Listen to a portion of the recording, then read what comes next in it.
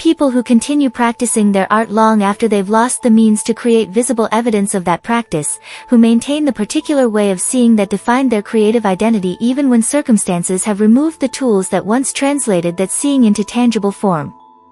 Elias Moreau was such a person, though most residents of Harbor City who encountered him during his daily walks through the narrow streets near the old port would have been surprised to learn he considered himself a photographer, would have been confused by the claim since he carried no camera, produced no images, participated in no exhibitions or social media presence or any of the visible markers that typically signaled someone was actively engaged in photographic practice.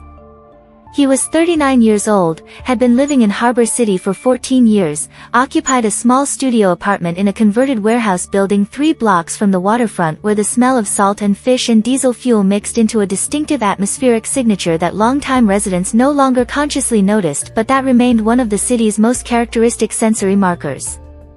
The apartment was modest, single room with kitchen alcove, bathroom barely large enough for its fixtures, windows facing east toward the harbor that let in morning light but that also meant the space was dim by mid-afternoon when the sun moved westward and the building's shadow fell across itself.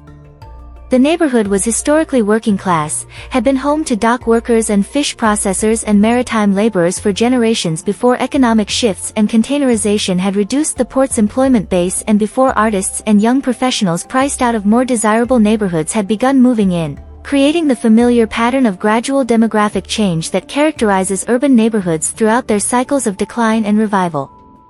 The streets retained physical traces of their maritime history, brick warehouses with painted advertisements for long-defunct shipping companies, narrow alleys designed for handcarts rather than automobiles, bollards and dock cleats embedded in sidewalks where boats had once tied up directly to the street. Elias had been drawn to this neighborhood specifically for these qualities, the layered history visible in architectural details, the particular quality of light that came from proximity to water, the way morning fog would sometimes roll in from the harbor and soften the hard edges of buildings and streets, the populations that mixed here in ways that didn't happen in more economically segregated parts of the city. He'd moved here when he was 25, working various service jobs to pay rent while devoting most of his energy and limited income to photography, carrying his camera everywhere, spending hours walking and observing and occasionally pressing the shutter when he encountered moments that felt worth preserving. His approach to photography had never been commercial or particularly ambitious in conventional terms.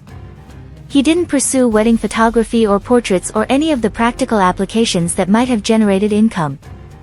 He didn't cultivate social media presence or build portfolio aimed at gallery representation or editorial work. He simply photographed what interested him, which tended to be small moments of human experience visible in public spaces, the way elderly men gathered at the same corner every morning to discuss weather and politics, the particular posture of exhaustion visible in workers waiting for buses after night shifts, the fleeting expressions on children's faces as they navigated streets with the intense present moment attention that adults had mostly lost. He developed recognizable aesthetic over years of practice, preference for natural light, for compositions that included substantial negative space, for moments of quiet rather than drama, for images that required sustained attention to reveal their interest rather than announcing themselves immediately. His photographs weren't spectacular or immediately impressive, weren't designed to generate strong emotional responses or to make viewers gasp at technical virtuosity.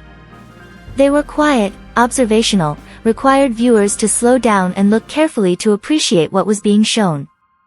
He'd produced thousands of images over 12 years, had filled multiple hard drives with photographs that existed primarily for his own satisfaction, that represented his ongoing attempt to understand what he was seeing and to translate that seeing into visual form. He'd occasionally shown work in small group exhibitions at community galleries or coffee shops, had sold a few prints to acquaintances, had received modest positive feedback from the handful of people who looked seriously at what he was making. But photography had never been career or source of income, had just been what he did, how he engaged with the world, the practice that gave structure and meaning to his daily experience of moving through urban space. Then his mother had become ill.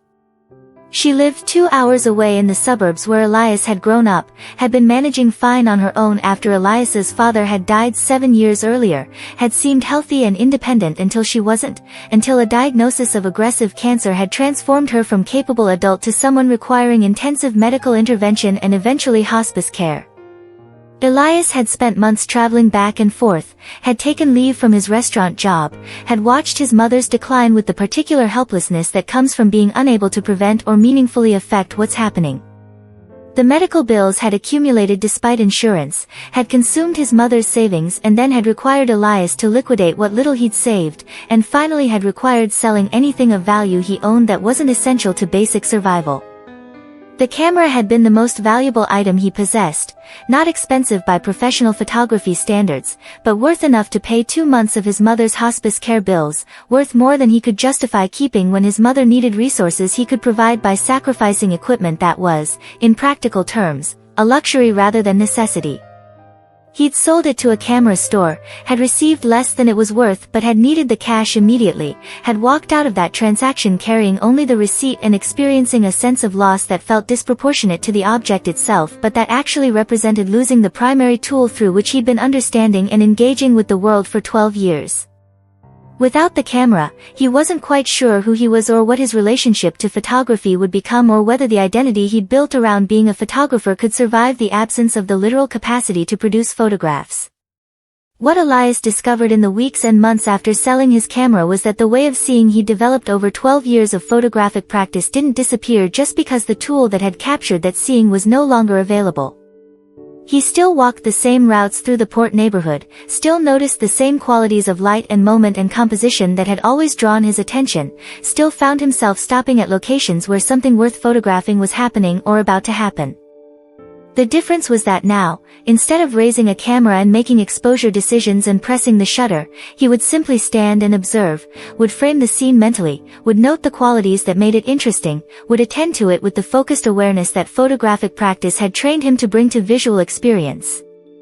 Then he would continue walking, carrying the image in memory rather than in any external storage medium. At first, this felt like loss. Like encountering something valuable but being unable to collect it, like watching opportunities pass that he lacked means to preserve. But gradually, over months of continuing to walk and observe and mentally frame what he was seeing, Elias began to recognize that the seeing itself was the practice, that photography had never really been about the artifacts produced but about the quality of attention those artifacts represented, that he could continue being a photographer in the sense that mattered most. Continuing to see the world through photographic awareness, without necessarily producing photographs. The city revealed itself differently through this mode of attention. Without the camera as mediating device, without the need to make technical decisions about exposure and composition, without the slight distance that the viewfinder creates between observer and observed, Elias found he was more present to what he was watching, more directly engaged with the moments he was witnessing. He wasn't performing the photographer role, wasn't creating images for potential future viewers, he was just seeing, just attending to the visual and emotional qualities of what was happening around him. Harbor City provided endless material for this kind of attention. The neighborhood near the port had its own rhythms and patterns that became familiar through repeated observation, the fishing boats that returned to dock around 5:30 each morning, their engines creating low thrumming sounds that carried across the water and mixed with the cries of gulls following them in hopes of scraps, the way morning light would hit the brick warehouses on the eastern side of the waterfront, creating long shadows and illuminating texture in walls that appeared flat and featureless under overhead midday sun, the vendors at the small public market who would arrive at 6 a.m. to set up their stalls, their movements efficient and practiced from years of repeating the same setup routine.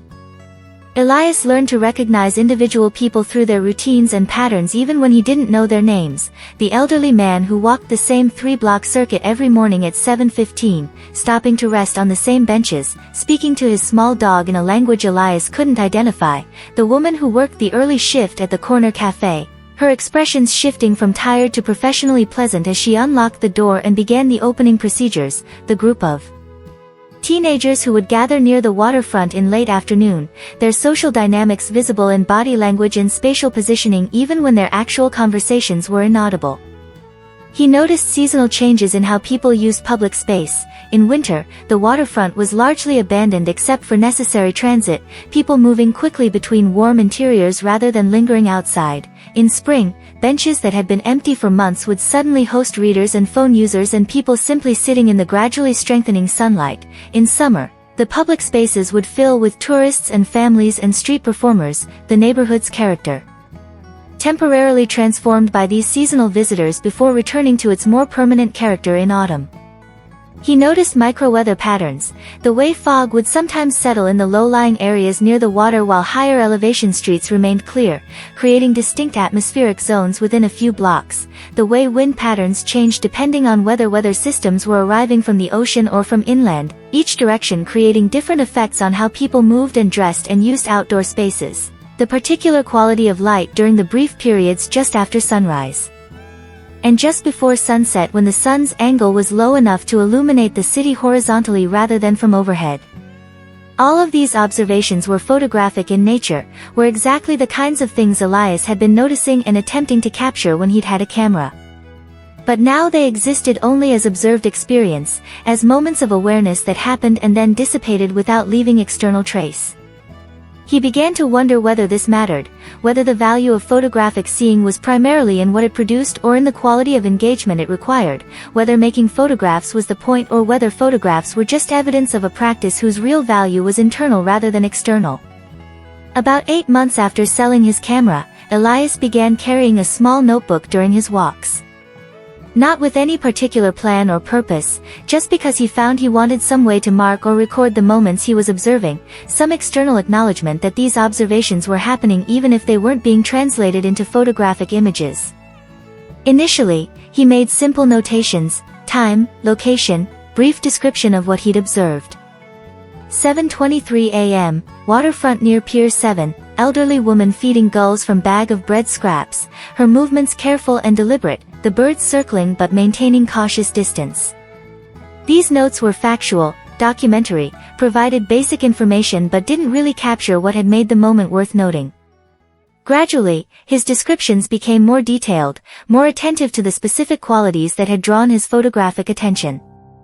He would note the quality of light: morning sun creating long shadows across the pier, the woman's silhouette clear against the water's reflective surface, or the compositional elements that would have structured a photograph: vertical lines of pier pilings creating rhythm across the background, her figure positioned at roughly the third line according to rule of thirds.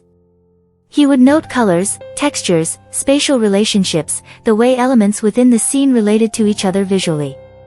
But he also began noting things that photographs wouldn't capture: the sounds that accompanied the visual scene, the smells that contributed to atmospheric experience, the temporal dimension of how the moment unfolded over time rather than being frozen in a single instant. The sound of the gulls, not just their cries but the wing beats as they descended toward the bread, creating rushing air sounds distinct from the water lapping against the pier supports. The smell of salt and fish, stronger this morning than usual, maybe because of wind direction or tide conditions. The woman's rhythm, tossing bread pieces every 5 or 6 seconds, waiting for the birds to take each piece before throwing another, patient and methodical. These written descriptions became increasingly detailed and elaborate, sometimes filling multiple pages for a single observed moment. Elias began to recognize he was developing a different medium, something that existed between photography and prose writing, that used language to create visual experience, that attempted to translate photographic seeing into verbal form. The practice felt strange, felt like an inadequate substitute for actual photography, felt like he was doing something eccentric and possibly pointless. But it also satisfied something: the need to mark what he was observing, to create some external record that these moments had happened and had been attended to with care, to maintain the discipline of practice even when that practice no longer produced the artifacts it once had. People occasionally noticed what he was doing, standing and observing and then writing in his notebook, and would sometimes ask what he was writing about. Elias found these questions difficult to answer. "I'm describing what I'm seeing," felt insufficient, made it sound like he was just making notes about mundane details rather than engaging in what he understood as continued photographic practice. "I'm a photographer," felt false when he had no camera and was producing only written text. He settled usually on evasive non-answers, just making observations, or personal project, that deflected curiosity without requiring explanation. His regular presence in the neighborhood, combined with his habit of stopping and observing and writing, gradually gave him a reputation as someone slightly eccentric, possibly artistic, definitely not engaged in anything conventionally productive or comprehensible. The cafe owner where he sometimes bought coffee would occasionally joke, "So where's the camera today?" with tone that suggested gentle mockery rather than genuine curiosity. Elias would respond with some variation of, "I already took the picture," and would accept that this made him seem pretentious or delusional or committed to performance that others found incomprehensible. But he wasn't performing. He was continuing to practice photography in the only way available to him, maintaining the visual awareness and attention that had always been central to his identity and daily experience, adapting the practice to circumstances that had removed the technical capacity to produce photographs while leaving intact the perceptual capacity that had always been photography's more fundamental component. 3 years after selling his camera, Elias was walking past a small community gallery that occupied a converted storefront 2 blocks from his apartment. The gallery had been there for years, had rotating exhibitions of local artists' work, mostly served the neighborhood rather than attracting visitors from elsewhere in the city. Elias had attended openings there occasionally when he'd been actively exhibiting his own photographs, had maintained casual acquaintance with the gallery director, a woman named Sandra who'd been running the space as volunteer labor for the past decade. A handwritten sign had been posted in the gallery's window, "Open Call, Street Photography Exhibition. Submissions welcome. Deadline March 15th. Elias stopped walking, stood reading the sign multiple times, feeling something complicated, desire mixed with resignation, interest mixed with the knowledge that he had nothing to submit, that this opportunity wasn't available to him because opportunities to exhibit photography required actually producing photographs, which he no longer did. But the sign stayed in his awareness for the rest of that day and into the evening. He kept thinking about it, kept experiencing the desire to participate even while knowing participation wasn't possible in conventional terms. That night, sitting in his dim apartment with the harbor sounds drifting through the window, distant foghorn, waves against pier pilings, occasional voices from people walking past on the street below, he opened one of his notebooks and paged through the written descriptions he'd been accumulating over the past 2.5 years. Hundreds of observations. Thousands of words describing moments he'd witnessed and attended to with photographic awareness. Detailed verbal renderings of visual experience that didn't exist in any other form because he'd lacked the camera to capture them as images. He'd never thought of these descriptions as potential exhibition material, had thought of them as private practice, as personal records that served his own need to maintain continuity with photographic identity even in absence of actual photograph-making capacity. But reading through them now, with the exhibition call fresh in mind, Elias began to wonder whether these written observations might constitute a form of photographic work, might represent continuation of photographic practice through different medium, might be worth submitting even though they weren't photographs in conventional sense. He selected one entry from approximately 6 months earlier. It described a rainy morning at the waterfront, a woman in her 40s standing at the edge of the pier, holding a broken umbrella that no longer provided any protection from the rain, water streaming down her face and soaking her clothing, her posture and expression suggesting she was engaged in some internal decision-making process, some weighing of options or futures that required physical presence at the boundary between land and water even while being actively uncomfortable. Elias had observed her for perhaps 20 minutes, had noted the way she would occasionally take a step closer to the pier's edge and then step back, the way her hands gripped and released the umbrella's handle, the way her gaze moved between the water and the city behind her, the way the rain and gray sky and choppy water created visual environment that felt consistent with whatever internal state she was experiencing.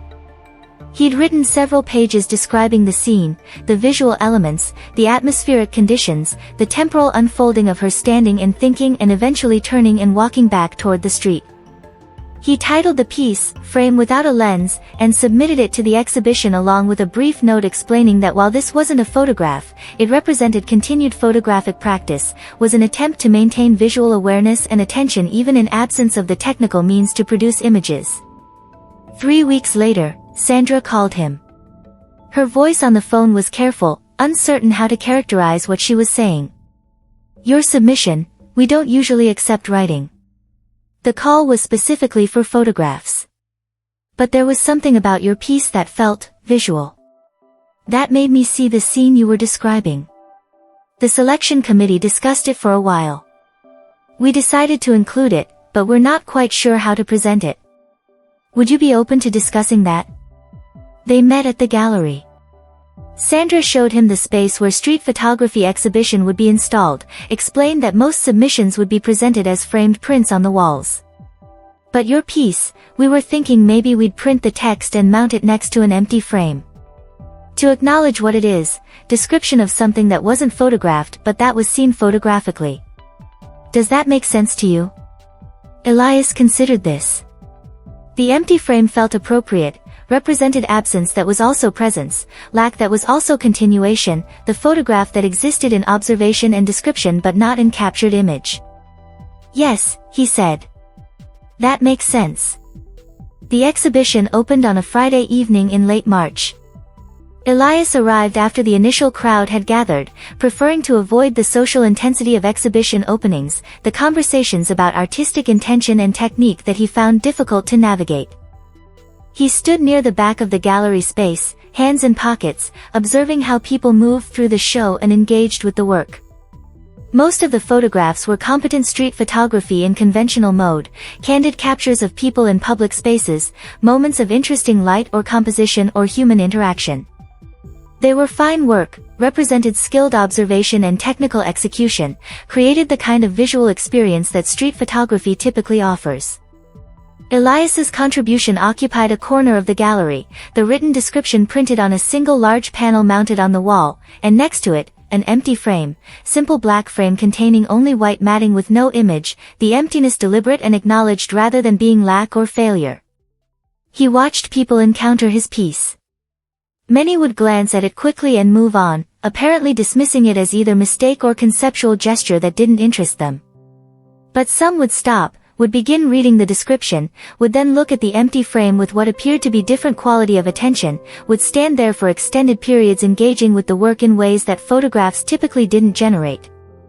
A woman in her 50s stood in front of the piece for perhaps 10 minutes, reading the description multiple times, looking at the empty frame, returning to the text. Eventually she noticed Elias watching her and approached him.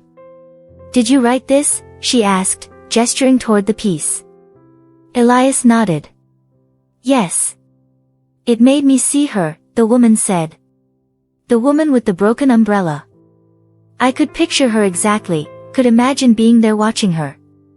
It was more vivid than most photographs." "Why didn't you photograph it?" "I didn't have a camera," Elias replied simply. The woman considered this. "But you're a photographer." "Yes," Elias said. "I'm a photographer." She seemed to understand something, nodded, returned to looking at the piece.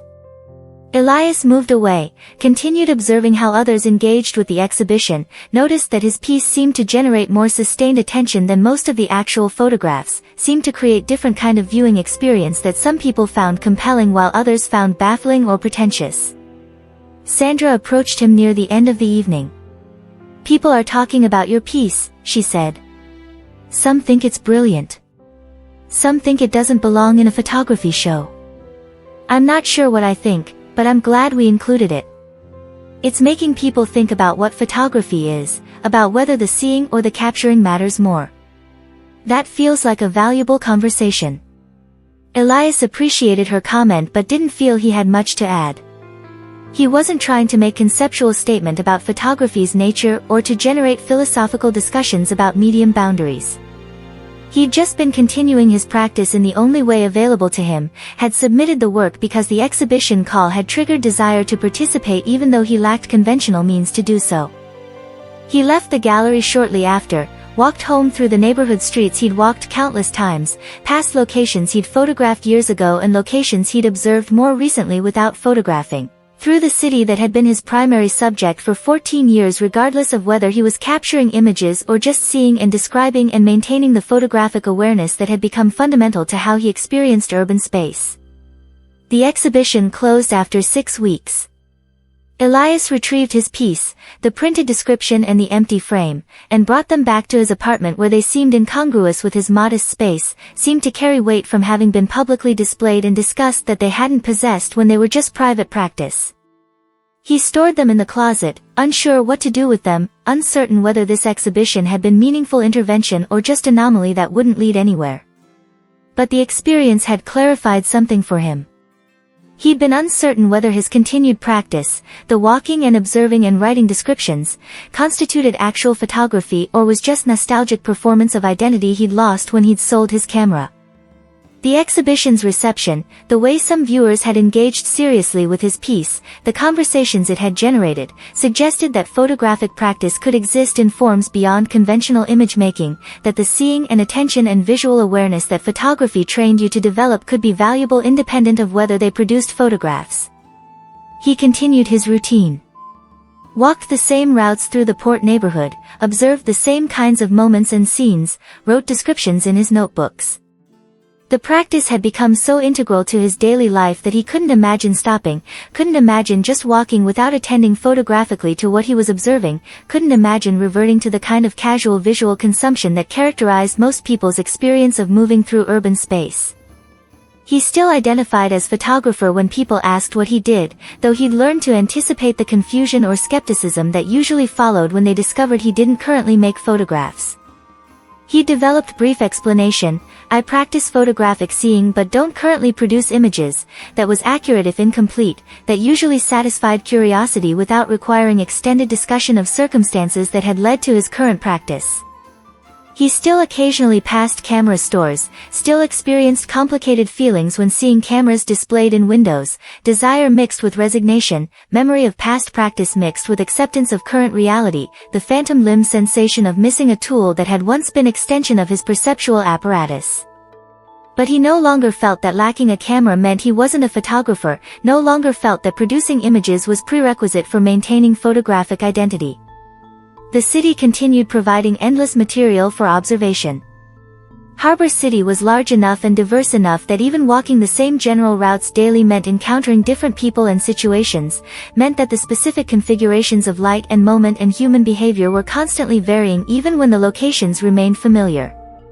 Elias had been walking these streets for 14 years and still found new things to notice, still encountered scenes that surprised him or made him stop and attend carefully to what was happening. On a morning in early summer, approximately 8 months after the exhibition, Elias was walking along the waterfront and observed a teenage boy attempting to photograph gulls in flight using a phone camera. The boy was clearly frustrated, the gulls moved too quickly for the phone's shutter lag, the resulting images probably showed only blurred motion or empty sky where birds had been moments before he'd pressed the button. But the boy kept trying, kept attempting to capture something he was seeing but that was resisting capture through the technical limitations of his equipment. Elias watched this for several minutes, recognized his younger self in the boy's persistence, remembered the years of learning photographic technique and timing, remembered the satisfaction when you finally managed to capture a difficult moment successfully. He considered approaching the boy, offering advice about anticipating bird movements or about phone camera settings that might improve results. But instead he just watched, just appreciated the boy's engagement with the challenge, recognized that the frustration and persistence were themselves part of learning to see photographically, that technical mastery emerged from exactly this kind of repeated attempt and failure and gradual improvement. The boy would either develop the patience and skill required to photograph birds in flight, or he wouldn't, but either way the practice of trying was valuable independent of whether it produced successful images. Elias continued his walk, mentally framed several compositions involving the boy and the gulls and the morning light on the water, noted these in his mind without feeling need to capture them, appreciated the scene as photographic moment that existed in observation rather than in any preserved form. He had no plans to acquire another camera. Had accepted that his practice would likely continue in its current form indefinitely, walking, observing, occasionally writing descriptions, maintaining photographic awareness without producing photographs. This felt sufficient. Not ideal perhaps, not what he would have chosen if circumstances had been different, but adequate for maintaining continuity with the identity and practice that had been central to his adult life. The city moved around him. People pursuing their various purposes, most of them not attending particularly carefully to the visual world except as necessary for navigation and basic functioning. Elias moved among them, seeing the same streets and spaces through different attention, maintaining the photographer's relationship to visual experience even in absence of the photographer's primary tool. He would continue this practice. Would continue walking and observing and occasionally writing. Would continue being photographer in the sense that mattered most, continuing to see the world photographically, continuing to attend to light and composition and moment, continuing to maintain the perceptual awareness that photography had trained him to develop and that had become inseparable from his experience of being in the world. The harbor sounds continued, foghorns, gulls, waves, the low thrum of boat engines. The light continued shifting with time of day and season and weather. The city continued its rhythms and patterns.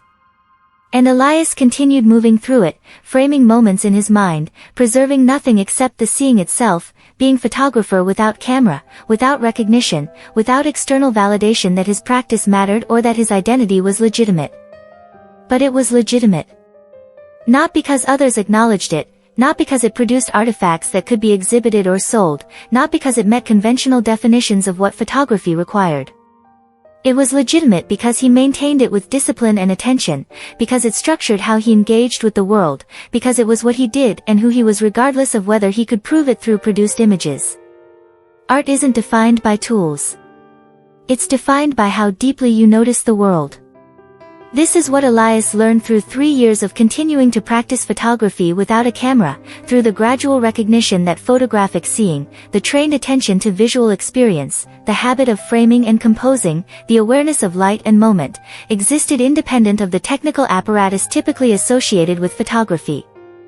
Most definitions of art emphasize the creation of objects, paintings, sculptures, photographs, films, texts, as if the material artifact were what mattered, as if artistic practice were primarily about producing things that could be displayed and sold and preserved. But this emphasis on objects obscures something more fundamental, that artistic practice is primarily about perception, about developing particular way of engaging with experience, about training yourself to notice and attend to aspects of the world that most people overlook or take for granted. Elias didn't stop being a photographer when he sold his camera. He stopped producing photographs, yes. But he didn't stop seeing photographically, didn't stop engaging with visual experience through the perceptual framework that years of photographic practice had developed, didn't stop framing and composing and attending to light and moment with the disciplined awareness that had always been photography's more important component. This recognition has implications beyond photography specifically. All artistic practices, writing, music, visual arts, performance, craft, exist first as ways of attending to experience, as perceptual and cognitive frameworks that shape how practitioners engage with the world. The artifacts these practices produce, the paintings and poems and performances, are evidence of that engagement, are valuable records and communications. But they're secondary to the practice itself, to the quality of attention and awareness that artistic discipline develops. Which means artistic practice can survive loss of tools or resources or opportunities to create publicly visible work. Writers continue to be writers even when circumstances prevent them from producing finished texts. They maintain the writer's attention to language and narrative, continue to observe the world through storytelling awareness. Musicians continue to be musicians even without instruments. They maintain the musician's attention to sound and rhythm and harmonic relationships. Visual artists continue to be artists even without materials or studio space. They maintain the artist's way of seeing and composing. This isn't to minimize the importance of tools or to suggest that artists should accept deprivation without complaint. Tools matter. Resources matter. The capacity to translate internal vision into external form matters. But tools don't define practice. The practice exists in the quality of attention, in the disciplined awareness, in the particular way of engaging with experience that artistic training develops. So if you've lost access to tools or resources that previously enabled your creative practice, know that you haven't necessarily lost the practice itself. You've lost the capacity to produce certain artifacts, yes. But the perceptual and cognitive frameworks that practice developed, the trained way of noticing and attending and understanding, those remain available. Continue using them. Continue seeing or listening or attending with the awareness your practice developed. Continue being artist in the ways that matter most even if you can't currently create the objects that typically signal artistic identity to others. And if you're someone who's never identified as artist but who wishes you could be more creative, more engaged with aesthetic experience, more attentive to beauty and meaning in daily life, know that artistic perception isn't reserved for people with special talent or training or resources. It's cultivated through practice, through deliberate attention, through choosing to notice rather than to overlook. Start attending more carefully to whatever aspects of experience interest you. Train yourself to see or hear or feel with increasing subtlety and awareness. The practice matters more than what you produce from it. Elias continues walking through Harbor City. Continues observing with photographic attention. Continues framing moments in his mind. Continues writing occasional descriptions. Continues being photographer without camera, without gallery representation, without recognition from others that his practice is legitimate or valuable. But the practice continues. The seeing continues. The artistic engagement with the world continues. That's what matters. That's what defines whether someone is artist. Not the tools they possess or the objects they produce or the recognition they receive. But whether they maintain the particular quality of attention that artistic practice develops, whether they continue noticing deeply, whether they persist in seeing or hearing or attending to the world with disciplined awareness even when circumstances prevent that awareness from manifesting in conventional artistic artifacts. Keep seeing. Keep feeling. Be StoryWise.